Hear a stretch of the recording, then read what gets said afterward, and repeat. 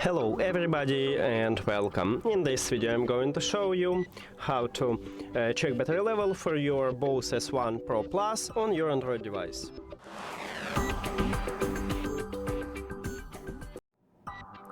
And the only way to check a battery level on Android is to use an application, because if we use a control panel, right here we have no battery percentages, but we pair this speaker with the phone.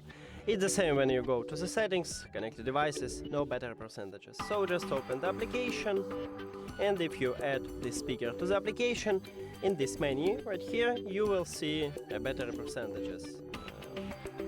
We have connection here, yes, I guess we have. Sometimes your application have some trouble here, but as you can see right here we have a battery percentages.